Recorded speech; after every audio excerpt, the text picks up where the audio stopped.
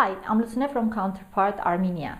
I'm back with you with two important updates on recent activities we held in the framework of the Civil Society Index and the CSI Cross-Border Cooperation Initiative implemented with TUSEP, Third Sector Foundation of Turkey.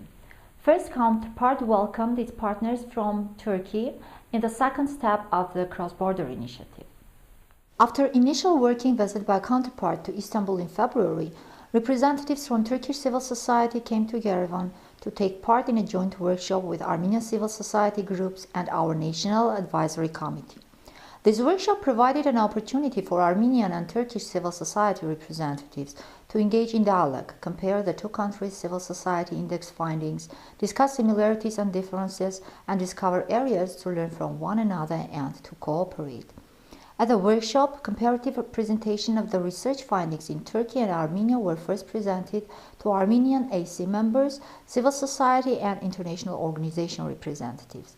Some of the most interesting similarities highlighted include the low level of civic participation, financial dependency, similar problems with attracting and fully utilizing private resources.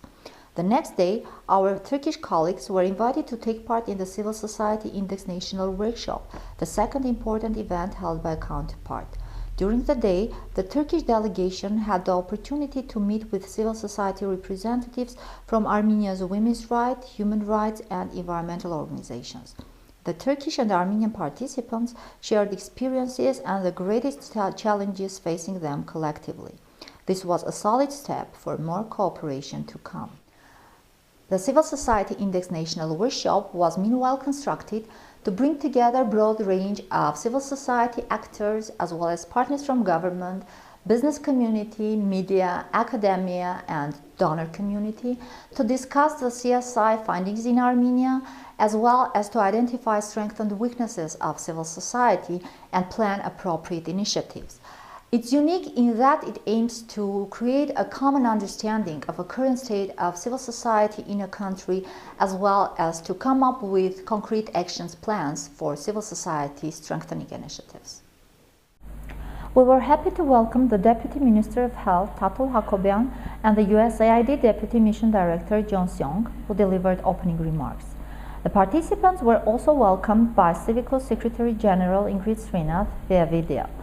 I want to say also that this process in Armenia has truly impressed us at Civicus. You've brought a rigor and energy of vision and integrity to it that has been truly remarkable.